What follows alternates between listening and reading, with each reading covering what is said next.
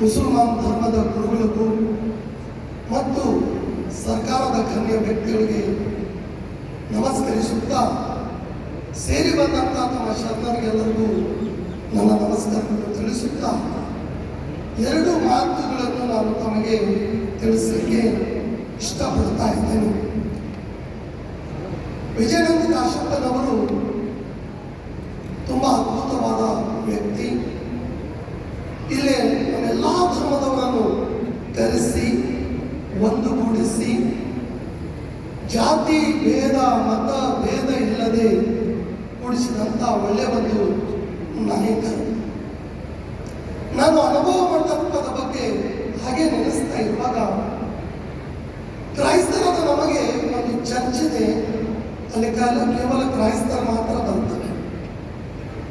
ಮುಸಲ್ಮಾನರಿಗೆ ಕೆಲವು ಅವರದೇ ಮಸ್ಜಿದ್ಗಳಿದ್ದಾವೆ, ಅಲ್ಲಿ ಕೇವಲ ಮುಸಲ್ಮಾನರು ಮಾತ್ರ ಬರ್ತಾರೆ. ಕೆಲವು ನಮ್ಮ ಹಿಂದೂ ಧರ್ಮದ ಗುಡಿಗಳು ಮಠಗಳಿದ್ದಾವೆ, ಅಲ್ಲಿ ಅವರು ಅಷ್ಟೇ ಬರ್ತಾರೆ. ಆದರೆ ಈ ಅನುಭವ ಮಂಟಪದಲ್ಲಿ ಎಲ್ಲ ಧರ್ಮದವರಿಗೆ ಜಾಗ ಇದೆ. This is the beautiness of the Anubhava Mantapa. ಇದು ಒಂದು ಸೌಂದರ್ಯ. ನಮ್ಮ ಬಸವಣ್ಣವರು ಅನ್ನ ಅಂತ ಕರಿತೇವೆ, ಅನ್ನ ಅಂತೀವಿ, ಎಲ್ಲರಿಗೂ ಅನ್ನ. ಹಾಗೆ ಇಂಥ ಅನುಭವ ಮಂಟಪಗಳು ಕೇವಲ ಇಲ್ಲಿ ಮಾತ್ರ ಆಗದೆ ಇಡೀ ವಿಶ್ವದಲ್ಲಿ ಕೂಡ ಅನುಭವ ಮಂಟಪಗಳು ಆಗಬೇಕನ್ನೋದು ನನ್ನ ವ್ಯಕ್ತಿಗತ ಅಭಿಪ್ರಾಯ. ಒಂದು ಮಾತು ಹೇಳ್ತೀನಿ ಬೈಬಲ್ನಿಂದ ನಮಗೆ. ಶ್ರೀ ಯೇಸು ಕ್ರಿಸ್ತರು ಒಂದು ಮಾತು ಹೇಳ್ತಾರೆ. ಯೆರೂಸಲೇಮಿನಿಂದ ಯೆರಿಕೋ ಪಟ್ಟಣಕ್ಕೆ ಒಂದು ವ್ಯಕ್ತಿ ಹೋಗುತ್ತಿರುವಾಗ ಕಳ್ಳರ ಕೈಗೆ ಸಿಕ್ಕಿಕೊಂಡು ಕಳ್ಳರಿಂದ ಕದಿಯಲ್ಪಟ್ಟು ಅರಜೀವವಾಗಿ ಮಾಡಲ್ಪಟ್ಟು ಆತನಿಗೆ ಬಿದ್ದಿರುವಾಗ ಆ ಮಾರ್ಗದ ಮಧ್ಯದಲ್ಲಿ ಒಬ್ಬ ಯಾಜಕ ಹೋಗ್ತಾ ಇದ್ದ. ಗುರು ಆತನು ಯಾಜಕ ಹೋಗ್ತಾ ಇದ್ದ. ಆತನಿಗೆ ಪಟ್ಟ ಅಭಿಷೇಕದ ಬಟ್ಟೆ ಇದೆ, ವಸ್ತ್ರ ಇದೆ, ಯಾಜಕ ವಸ್ತ್ರ ಇದೆ. ಆತನು ಯಾಜಕ ಕುಲಕ್ಕೆ ಸಂಬಂಧಪಟ್ಟವನಾಗಿದ್ದ. ಆದರೆ ಆ ಕಳ್ಳದಿಂದ ಅರ್ಜೀವವಾದಂಥ ವ್ಯಕ್ತಿಯನ್ನು ನೋಡಿ ದಯವನ್ನು ತೋರಿಸದೆ ಹೊರೆಯಾಗಿ ಹೋಗಿಬಿಟ್ಟ.